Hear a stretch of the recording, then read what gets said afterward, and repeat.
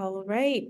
Hello, Meg. It's so great to have you. Have you joined the Unsinkable storytelling community? My name is Kiosha, and for the folks tuning in, as you know, we meet with diverse, beautiful, brilliant people who have really unique mental health stories and chat with them about how they're doing on their mental health journey and how they could kind of give us some gems and some experience and some learning lessons that we could pass on to our community members. And today we are talking to Meg Max, who is an artist, writer, and facilitator, and she has so much to share on the intersection of arts and mental health. And I'm going to let her introduce herself before we get into the interview questions. Ooh, hi. Um, so as Kiosha said, I'm an artist, writer, facilitator. I would say community. I don't like the word community builder, community connector. I really love helping awesome people like meet each other and get to know each other. And I've been writing for my whole entire geeky little life. And then that sort of expanded to other sort of creative practices, creative care practices, and art practices as well. Yeah. Thank you so much for sharing. And I'm so interested to hear about those creative practices, which is my first question, as you know, around what are those creative practices? Because I know myself as an artist, there are so many things I like to dabble in. Some are more true and near to my heart. Others are kind of like little fun things I pick up. So I'd love to hear more about your creative practices and what they are. Yeah, I mean, I'm always learning. I think right now, and this is something actually I didn't say earlier that I probably could have, should have, but I lost my mom. My mom passed away about a month ago. And so a lot, and my father died about 3 years before that. And so a lot of my creative practices have been centered around like processing grief, loss, also some of the things that come with being like diagnosed and not having like a full sort of um, idea of like how you're moving through the world, because I found that really strange. And so a lot of my practices are honestly just letting myself, as like a person with ADHD who is sort of like what would I say, like a dabbler in many things, um, just sort of like follow those instincts and try different things. I think like a lot of folks, I came from a household where it was like, if you got interested in something, you had to get really, really, really good at it. And um, writing, I really approached it that way. And with my sort of like art and more like creative care, it's really finding ways to like understand and process my feelings and sort of like externalize them in a way, because that isn't verbal, because I actually often find it really hard to talk about my feelings. So I've been doing a lot of eco art, making nests. I've been making a lot of little books lately. I'm learning about making watercolors and pigment from like different sort of foraged materials and stuff. So that all intersects in kind of like a weird way. Um, and the other part, I think, with my practice that has really happened in the last couple of years is learning how to slow down. I hate meditating. I hate going slowly. I tend to go like a million miles an hour, but I've found myself really drawn to these like very precise, very intense practices where they take a long time or they take a lot of care or they have a lot of steps. And I think for me, there's something like really meditative in its own way about things that take that kind of really intense focus that I'm really good at, but I can't be doing something else at the same time. You can't do like the endless scroll while you're doing it. So I feel like that was such a long answer. Oh, it was a great answer. And like I found myself nodding a lot because I relate. And first, I just want to say I'm so, so sorry for your loss. Grief Yeah. is that is just something, it's such a heavy thing that we hold on to and that unfortunately we experience. And you spoke a lot about just like how much the art is helpful to externalize. And like I can't help but relate with my own grief and my own loss and trying to figure who I am. And even in our intro, you're saying like, I don't even know who I am or what about me. I feel like that's just so ever changing and like that's so real and honest. And I kind of want to do a follow-up question on how you integrate those emotions and those feelings into your creative practice. And is there a specific practice, whether it's the writing or the painting, that you draw more you gravitate towards more to when it comes to really exploring those emotions, particularly the ones that might be sad or grief, etc. Yeah. It's funny, I never thought that I wrote about my own like emotions or like feelings and stuff ever. And then after I had my child, I was working on a story and I had a really horrible birth experience. My kid's okay, I'm okay, but it was not untraumatic, like small t trauma.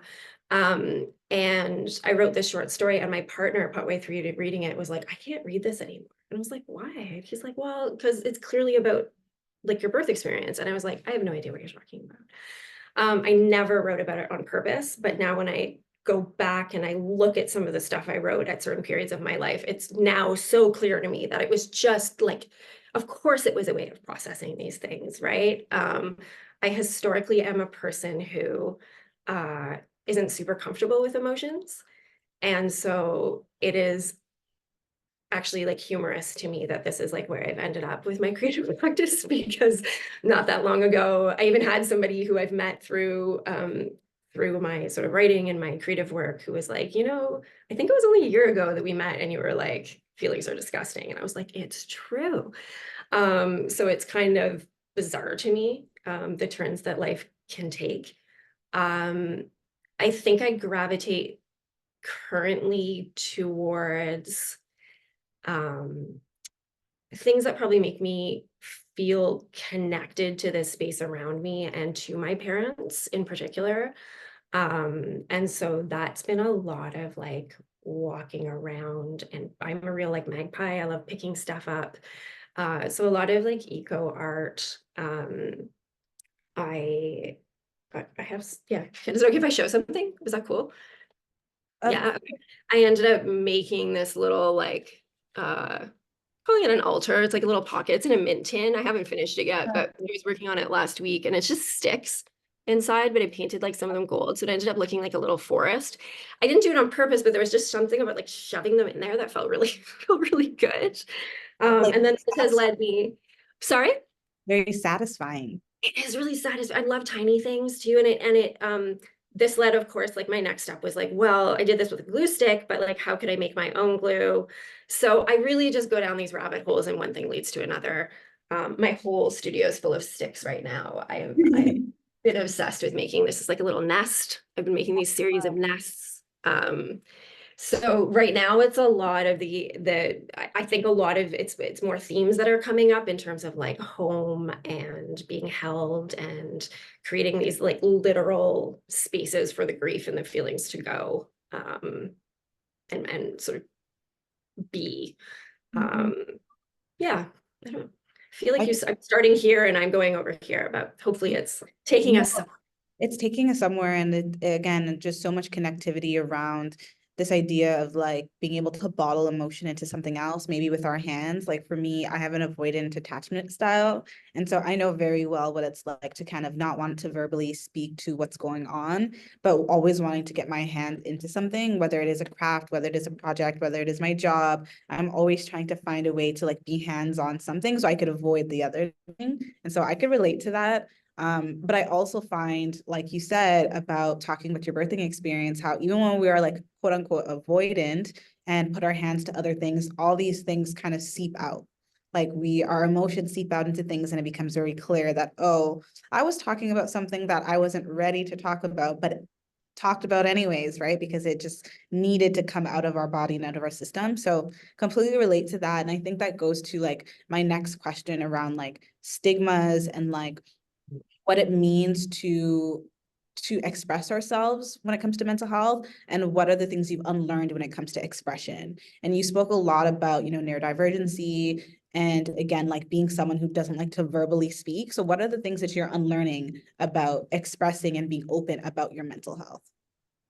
Um, I think mental health wise, I have always been relatively comfortable speaking about stuff, but my previous diagnoses of like anxiety and depression, which I've had for a really long time, since like my early 20s, I've just turned 40. They didn't make sense until I was also diagnosed with ADHD, and I was like, holy crumbs. Um, And that has been a trip because I've been really, really open about being neurodivergent. Um, I have an enormous privilege in being able to do that, that I like work for myself and I'm middle-aged and I don't expect that I'm going to go need like a job at a bank somewhere. It's not easy to do because there is an enormous stigma. And I've showed up in spaces. I've showed up at like literary festivals. I mean, I'm on social media as like a person who works with neurodivergent people who talks about neurodivergence. I'm calling out lit mags, being like, if you really want diverse people applying, then stop asking for stupid stuff like everything has to be Times New Roman and like everything. I just say what you actually need. And so I the weird thing that's happened for me is not so much from internalizing, although of course there have been all kinds of things to tear down. I just didn't really think ahead to the assumptions other people would make about me, and how I'm going to move through the world because I'm like openly neurodivergent. Um, and so like I've showed up spaces and they're like, oh, you're the crazy girl from the internet. And I'm like, I guess so. Okay. Which I don't mind, but at the same time, there is like a presumed um dysfunction. I mean, there's obviously any diagnosis is sort of pathologizing in a way. And so more than anything, it's made me sort of question like the medical industrial complex. More than it's made me question anything else. And it's, I think one of the things that's made it easier for me to not kind of feel awful about myself in all of this is that I have been able to sort of create a community and connect with folks. And I know that all of the ways that I feel and all the ways that I can like question myself have been uh, like done and done and done before. I'm not alone in them. Um, and people have been really generous with being open and sharing and all this stuff in the spaces that I've been able to hold. And I think in terms of being able to talk about my emotions, to be perfectly frank, I sort of got to a point in my life where I didn't have an option. It was either gonna things were gonna crash and burn, or I was gonna figure it out. I have a kid. I really want them to be able to express themselves. I want them to be able to like speak their emotions and be angry and be happy and be sad and all of those things, and um, not to feel like they're being judged for any of their emotions. And so um I had to figure that out, right? Like that's what cycle breaking I think really is just trying to figure these things out so we're not like passing the same things on to our kids. So a lot of it came from that and from, you know, being married and needing to like be able to talk about stuff and and so I think for me, it's a lot less like some of it's about expressing it to other people, but some of it's figuring it out for myself because a lot of the times the way that people talk about emotions or talk about like the natural way to react to things, I have a delayed response to things, whether that's just whatever the reason is. I think a lot of neurodivergent folks do. And so I've had to learn to ask to come back to conversations. I've had to learn to say, like, I actually need some time to think about this because my initial response to things is often just to like calm people down, calm myself down, not be upset. You know, you get the fight or flight. So it's learning all of those things. And then I think sometimes for me, the art making is um, just like a pause. It's a way of like sitting with myself that feels tolerable. And sitting with my feelings that feels tolerable, even when like the feelings themselves feel awful. Yeah. You said so much good things around just like it no longer being like a choice, but like really just having to speak up. And like we talk a lot about like surviving versus thriving. And I do think when it comes to cycle breaking, we are living in a generation, hopefully, this is a lot of optimism here, where surviving is the speaking up part. Um, and thriving is the, you know, speaking up, but then also being supported by it. Whereas before, the surviving was not speaking up at all and just letting things just trickle, stay under the fountain, stay under the bed. Whereas now it's like to survive is to say something and to thrive is to be supported and feel empowered once I do. And that is like cycle breaking. And I think that's really powerful and something I'm unlearning around my own mental health journeys as well, of like the more I speak up is the more I actually sleep better. like the more I speak up, the more like, I don't know about you, but like for me, I dream about the things that are on my mind. So an example is like literally this morning, I'm like thinking about work because like I slept in a little bit longer than I was supposed to. And I'm literally, my subconscious is like trying to wake me up and talking about all the things like I have to do and that anxiety that I have of like task. And so I can no longer be asleep and I'm like up. I'm like, okay, I guess I have to do my work. And so the same thing happens with my crises or like things that I'm going through where it's like, if I'm not saying anything, it's just gonna come up in my sleep anyways. Oh yeah, I just don't sleep. I just terrible sleeper. So I just won't sleep. And I think the other thing too is that, but that's the thing is like whether it comes to you in your sleep or in other ways, the body keeps the score, all of that stuff. We don't have a choice. It's gonna catch up to us one way or another, right? Whether we want it to or not. And I think that for me, the other really interesting thing has been, being sort of openly neurodivergent in my business has been such an enormous relief. I've worked for myself my whole life. I was a massage therapist for like 15 years. Mhm.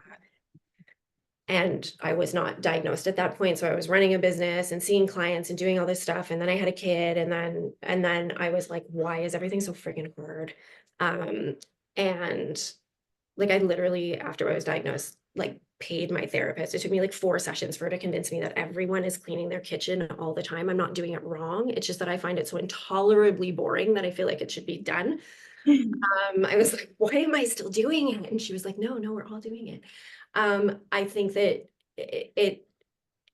it's learning about like your own mental health and then also learning, I mean, the thing I personally think that we don't talk about enough is like, we talk about mental health and we talk about mental illness and you were talking about the idea of like speaking out and being supported.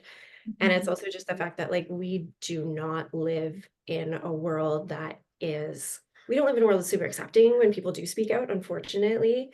And for me, being able to like exist within my business and in my art practice with sort of my neurodivergence intact. So if I forget to send something to someone and they remind me, I'm like, oh, I don't know if you know this, but I have ADHD. I forgot, and you can just be, for me, it takes so much pressure off. And off of the people around me too, I found that I work with to be able to show up as their whole selves and not try to be like, as you sort of were saying before, like polished and perfect, because I just don't think that's super healthy. And I don't think that it's reasonable. But Or I also yeah, but I also don't think we live in a world that lets us do it, right? And I think there's this presumption of how we're supposed to show up, particularly in our businesses, of like the way that we're supposed to do things. And there's a presumed incompetence that comes along with a mental health diagnosis, um, or with being openly neurodivergent, that people just automatically assume that there's stuff that you can't do. And my biggest thing, particularly when it comes to art, is that you don't have to feel good to show up in space with me, in community with me, and with the other folks who are coming, because I don't think we should have to feel great to go about our lives, and we should still be met with like love and kindness, and you should be able to come and say nothing and still be with people. yes. And that's, yeah, and it's not the way the world works, unfortunately, right? So There's a lot of pressure and social pressure to be a certain version of ourselves that is, like you said, isn't reasonable, isn't always ideal, and isn't always real. Like we put on a lot of masks. I just saw like a really great like ad campaign recently for Down syndrome. I don't know if you saw it. yes, I know the one you're talking about where she was like, if you presume that I can't drink a margarita, that one is Yeah, fantastic. fantastic. Like just so beautiful. And for folks who are listening on, we'll make sure to add that somewhere in the links and bios for folks who want to know what we're referencing. But just an amazing commercial. And what you said resonated around like, yeah, like if we just assume when someone says, hey, I'm neurodivergent, hey, I have this, hey, I've been diagnosed with this illness, there's all these like presumptions, but it's like, I'm just telling you where I'm at. Yeah. I'm not necessarily telling you who I am. I'm telling you where I'm at right now. And I think that is such an important distinction. And I find that so powerful, everything that you shared around that. And you said, you had a child and, your birthing experience. And so when you reflect on, reparenting and parenting yourself and parenting this child, what is one thing you wish your younger self or even your child knew about mental health and taking care of yourself that you know now?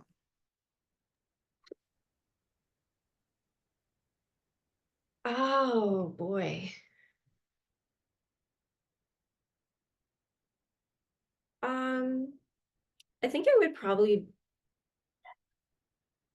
be something around the fact that most people will be able to, not most people, that some people, that you can find people who will be able to hold and make space for how you feel, and that it's not unreasonable to expect people to kind of meet you where you are. I have a partner who is pretty incredible and um, very on the outside, pretty like emotionally stable. I hate that term, but I can't think of a better one. Like I go through 3,000 emotions in like an hour, and he just has like one. Um, and neither of us is wrong. It's just different. And I think as a kid who had big emotions, and a lot of people around me who also had big emotions, but weren't necessarily able to like meet my big emotions for what they were. Um, yeah, I think I would want my kid to know that like there are people out there, and to learn how to talk about it too, right? Like I remember having to say to my partner, like, no, I'm fine. And he'd be like, but you were really upset. And I'm like, oh, I'm over that. Because when you have ADHD, you're in it. And you're like, this is the worst thing that's ever happened. There's no orange juice. I plan to have orange juice. My day is ruined. And finding people who can like sit with you and like, okay, it's really hard that there wasn't orange juice, but then also know that like 20 minutes later, when you're over the orange juice, it's no longer the worst thing in the world and they can like move along with you, um, is is a really like big and important thing. And I think I learned the opposite, which is like deal with it by yourself and don't bother other people with your feelings. But if you don't have any support, you don't have connections, then that's really lonely, right? And like, yeah, it's a sad thing to do to yourself. Yeah, Yeah. I love that. But there's two things that I want to really like come back to is like neither of us are wrong, they're just different. And like Mm. this idea that we all are just cycle breaking in our own ways and have our own environments that can't necessarily come out of our system that easily and have our own bias and have our own ways of thinking and being and living that are just different. And what's wrong or right is, all hearsay, but it's really just about the fact that it's just different and being able to talk about that, verbalize that, acknowledge that is so important. And once you acknowledge that, that leads to what the other thing you said, like you wish you knew that people would just hold and accept that. People Yeah. will support. And you said, and I love the honesty around most, not all, because some people suck. But there are a lot of people out there who are really amazing. Shout out to good partners like yours. Thinking of my own as well in this moment around people who really do want to show up regardless of how you are going to be presenting yourself in that day. And that is just it's so comforting. And like you said, the more we keep to ourselves out of fear that we won't get that acceptance, we just isolate and become more lonely. So I find that's a beautiful thing to share with your younger self. So thank you for that. Yeah. Oh, and I think the other thing to acknowledge within that, right, is the many ways, the many systems that exist in the world actually just make it that so much harder than it should be to make those connections, right? Like just Absolutely. existing within capitalism and maybe working with people who all day, every day, who can't hold space for that and having to shove it down all day, right? Or, the patriarchy isn't great for anybody. There's a lot of ableism sucks, right? There's all these systems that just, we all, I think when it comes down to it, so many of these bits of morality, of like, if you're like, I'm obviously a maximalist, I'm never going to be a minimalist. Um, just, but but there is all this stuff. I mean, social media has been weird for that. I think there are so many things about being messy or, eating certain things or looking people in the eye or dressing a certain way or showing up in a certain way. Um, Expressing emotions in a certain way, all of these things that we really do. And I think it does come from these systems, right? And like you said, from like the places that we come from and where we grow up and how we grow up and all of these things that we come in, we say this is good and this is bad, right? Or like, and it's not, it's just different ways most of the time. I mean, some people, like you said, are awful. But most of the time, it's like people trying to exist within systems that just don't work for them, and we're all very confused because we all feel like we're just really crummy people a lot of the time, and we're doing it wrong. And I think that's been one of the one of the cool things for me is suddenly being like, oh, I don't suck. I'm just like really messy. And we're also just so over policed, right? We're so policed. And the more we just let space for like authenticity and like allowing ourselves to show up in the way that we want to, it's going to take a lot of work. Like, obviously, you mentioned like even the world of the internet and Instagram, there's so much policing of how we exist in the world and how we show up online and offline. And so that can be really hard. But like, I really do think that connection piece and that, like you said, trust that there are people there who are like, I like what I see, period. And like, there's nothing to debate about that. Like, I just like what I see, and I'm not here to like squash you or make you pretend. Those type of people are so important. And I've learned over the years that maintaining and sustaining that kind of support groups has been integral to my mental health because I'm a fire sign, I'm a perfectionist, I'm all these different things. And you know, that's why I end up turning into like creative arts and like being a creative person because it allows me to really express like all the facets and versions of me that I am because I'm not linear, I'm not this one thing, and I'm not perfect either. And so being able to like disrupt that is so like core to like who I am and like being a creative person and being able to express in ways that maybe people are assuming I'm not, I think is so important. So thank you for that. Yeah, and I think that that mess too coming out in the art, right? For me, I love to make things. I think I always have this thing of like, is it a craft or is it art? I don't know. Um, and and sort of being able to make imperfect things and let yourself be like, Mm. well, that's really ugly. And I kind Mhm. of hate it. And I made it. I spent 2 hours doing it. And like existing for me, sometimes having to exist with that discomfort of like that didn't work out the way that thought it would, or it doesn't look the way that I wanted it to.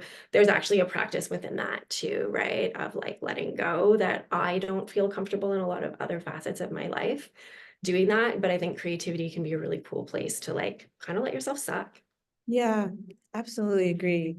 I love that. And this is our final question, which I feel like we've said so many brilliant and like helpful, insightful things already, but just curious to hear this final one. What does being unsinkable mean to you? That's a big question. I think for me, it probably means knowing that or hoping hoping that uh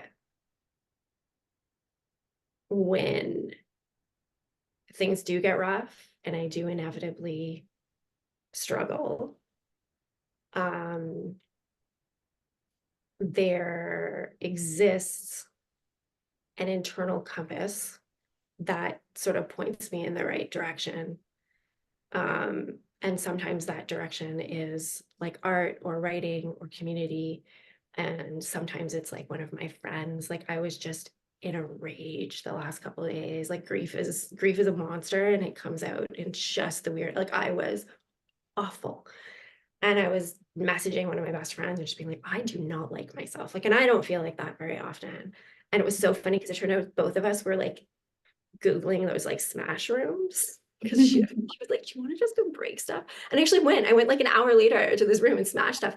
And I think it's like to me, being unsinkable is a privilege to a certain extent because I had $50 to go and book a smash room.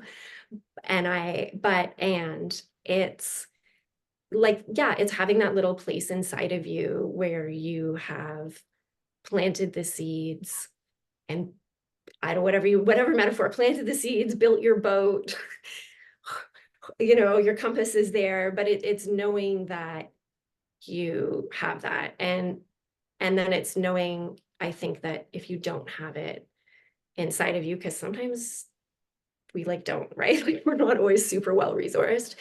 It's it's knowing there's like stuff out there and people that you can turn to, or processes you can turn to, and like sometimes they're really like beautiful and great and like you're building a tiny altar in a tin and sometimes you're smashing stuff in like a creepy freaking room in an industrial area, but it's like having multiple spaces and having room for that like multiplicity, I think, inside of you too, and not always feeling like it has to be beautiful and delicate and like interesting. Like sometimes you just have to break stuff, to be a whole person. That Yeah. is such a lovely answer. And I agree that being unsinkable, we've gotten so much definitions in these past few months. And what I love about your definitions is knowing that you can pull from different things. You can pull from yourself and the tools you have, but also recognizing, which is so true, we're not always well resourced. We don't always have the tools, so we can pull from the people around us. And I think that's just such a beautiful kind of manifesto of what we're trying to do at Unsinkable, really. Like, how do we pull from each other? And I think you're kind of like integrated in that, right? By sharing all your experience as being a parent, as being an artist, a feeler, a thinker, and having these diverse qualities and perspectives of you. I think those are all things that are meant to be shared communally, so that we could all kind of feel a little less alone. So thank you so much, Absolutely. Meg. Before we wrap up our interview, I would love to get you to share where people can find you and support your wonderful work. Ooh. So I'm pretty much everywhere. I'm on the World Wide Web as well as Instagram at Writers in Bloom, which is exactly how it sounds.